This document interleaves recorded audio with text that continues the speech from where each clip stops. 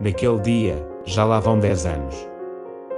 O Dr. Félix levantou-se tarde, abriu a janela e cumprimentou o sol. O dia estava esplêndido, uma fresca bafagem do mar vinha quebrar um pouco os ardores do estio, algumas raras nuvenzinhas brancas, finas e transparentes se destacavam no azul do céu.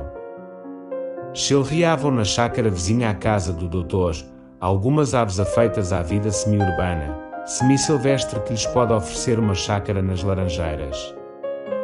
Parecia que toda a natureza colaborava na inauguração do ano. Aqueles para quem a idade já desfez o vício dos primeiros tempos, não se terão esquecido do fervor com que esse dia é saudado na meninice e na adolescência. Tudo nos parece melhor e mais belo, fruto da nossa ilusão, e alegres com vermos o ano que desponta, não reparamos que ele é também um passo para a morte. Teria esta última ideia entrado no espírito de Félix, ao contemplar a magnificência do céu e os esplendores da luz. Certo é que uma nuvem ligeira pareceu toldar-lhe a fronte. Félix embebeu os olhos no horizonte e ficou largo tempo imóvel e absorto, como se interrogasse o futuro ou revolvesse o passado.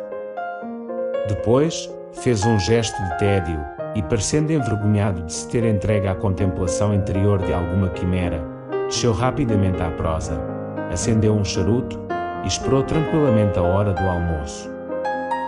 Félix entrava então nos seus 36 anos, idade em que muitos já são pais de família e alguns homens de Estado.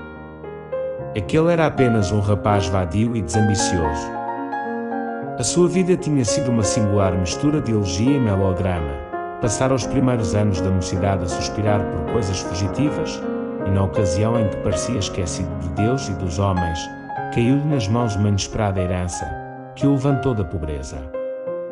Só a providência possui o segredo de não aborrecer com esses lances tão estafados no teatro. Félix conhecera o trabalho no tempo em que precisava dele para viver, mas desde que alcançou os meios de não pensar no dia seguinte, entregou-se corpo e alma à serenidade do repouso.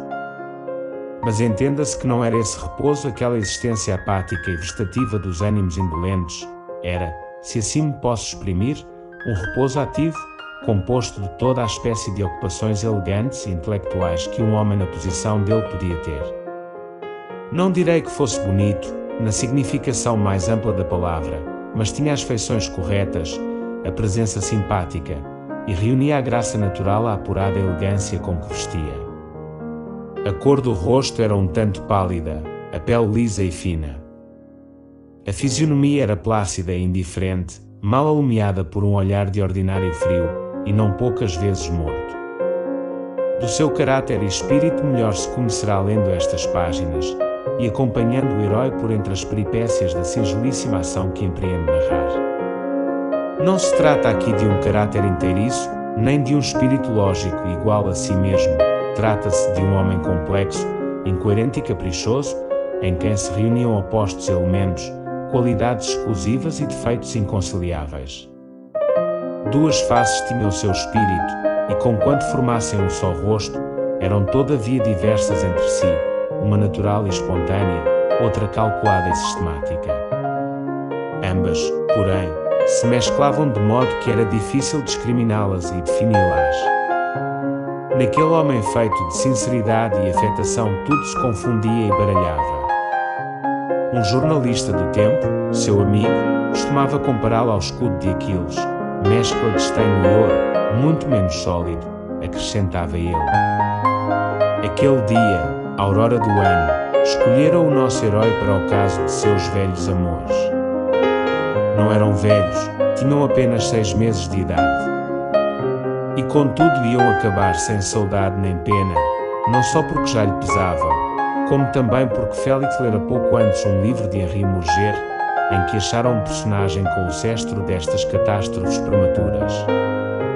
A dama dos seus pensamentos, como diria um poeta, recebia assim um golpe moral e literário. Havia meia hora já que o doutor saíra da janela, quando lhe apareceu uma visita. Era um homem de 40 anos, vestido com certo apuro, gesto ao mesmo tempo familiar e grave, estouvado e discreto. Entre, Sr. Viana, disse Félix quando o viu aparecer à porta da sala. Vem almoçar comigo? Já sei. Esse é um dos 3 motivos da minha visita, respondeu Viana, mas afirmo-lhe que é o último.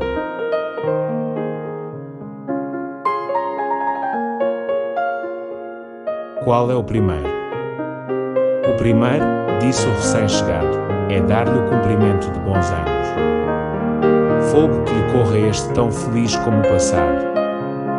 O segundo motivo é entregar-lhe uma carta do coronel.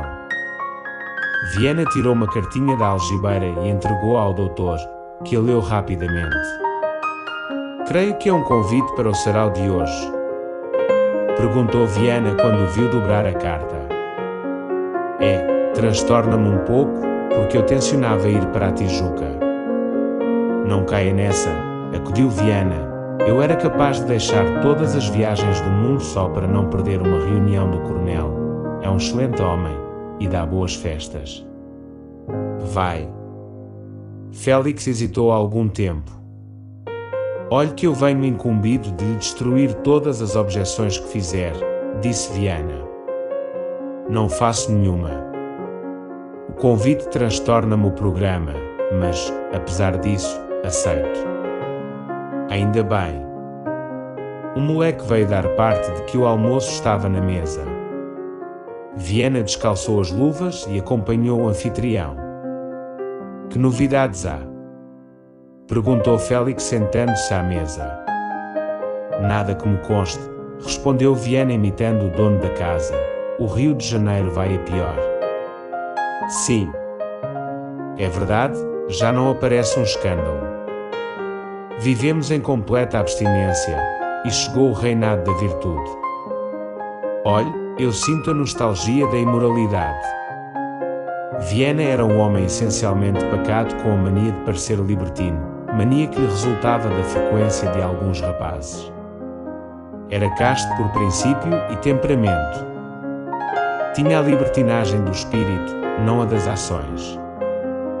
Fazia o seu epigrama contra as reputações duvidosas, mas não era capaz de perder nenhuma. E, todavia, teria um secreto prazer se o acusassem de algum delito amoroso, e não defenderia com extremo calor a sua inocência, contradição que parece algum tanto absurda, mas que era natural. Como Félix não lhe animasse a conversa no terreno em que ele a pôs, Viana entrou a elogiar-lhe os vinhos. Onde acha o senhor vinhos tão bons? Perguntou depois de esvaziar um cálice. Na minha algibeira. Tem razão, o dinheiro compra tudo, inclusive os bons vinhos. A resposta de Félix foi um sorriso ambíguo, que podia ser benevolente ou malévolo, mas que pareceu não produzir impressão no hóspede. Viana era um parasita consumado, cujo estômago tinha mais capacidade que preconceitos, menos sensibilidade que disposições. Não se suponha, porém, que a pobreza o obrigasse ao ofício, possuía alguma coisa que herdara da mãe, e conservara religiosamente intacto, tendo até então vivido do rendimento de um emprego de que pedira demissão por motivo de dissidência com o seu chefe. Mas estes contrastes entre a fortuna e o caráter não são raros. Viana era um exemplo disso. Nasceu parasita como outros nascem anões. Era parasita por direito divino. Não me parece provável que houvesse lido Sá de Miranda, todavia, punha em prática aquela máxima de um personagem do poeta: boa cara, bom barrete e boas palavras, custam pouco e valem muito. Chamando-lhe parasita não alude só à circunstância de exercer a vocação gastronómica nas casas alheias. Viana era também o parasita da consideração e da amizade, o intruso polido e alegre, que, à força de arte e obstinação, conseguia tornar-se aceitável e querido, onde a princípio era recebido com tédio e frieza, um desses homens metediços e dobradiços que vão a toda a parte e conhecem todas as pessoas, boa cara, bom barrete, boas palavras. Parecendo-lhe que Félix estaria preocupado, Viana entendeu não dizer palavra antes de achar a ocasião oportuna. Veio o café, e o primeiro que rompeu o silêncio foi o doutor. Viana aproveitou habilmente o ensejo para reatar o fio dos louvores, tão asperamente quebrado pelo dono da casa. Não lhe elogiou desta vez os vinhos, mas as qualidades pessoais.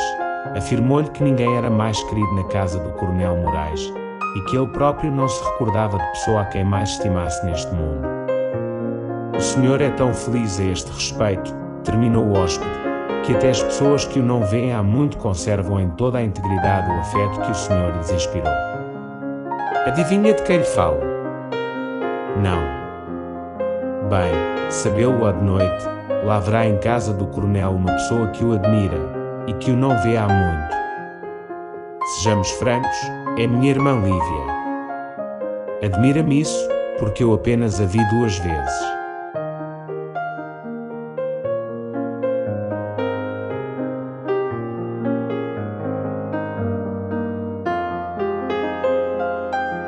Não é possível, insistiu Viana. Lembra-me que eu mesmo os apresentei um ao outro. Se não me engano, foi em Dia da Glória, há 2 anos, eu desci ao outeiro, continuou Félix, quando os encontrei. Estivemos parados 5 minutos. À noite encontramo-nos em um baile, cumprimentamo-nos apenas e nada mais. Só isso. Nada mais. Nesse caso, concluiu Viana, cuido que o senhor possui o segredo de fascinar as moças, só com 5 minutos de conversa e um cumprimento de sala. Minha irmã fala muito no senhor, pelo menos depois que veio de Minas. Ela esteve em Minas. Foi para lá há perto de 2 anos, depois que lhe morreu o marido. Veio há 8 dias, sabe o que me propõe? Não. Uma viagem à Europa. E vão? Os desejos de Lívia são ordens para mim. Contudo, era talvez melhor que eu fosse só, porque uma senhora é sempre obstáculo aos desmandos de um pecador como eu. Não lhe parece? É então uma viagem de recreio? Perguntou Félix. Ou de romance? Lívia tem esse defeito capital. É romanesca. Traz a cabeça cheia de caraminholas, fruto naturalmente da solidão em que viveu nestes 2 anos e dos livros que é de ter lido. Faz pena porque é boa alma. Vejo que tem todas as condições necessárias a um poeta, observou o doutor. Lembra-me que era bonita. Oh!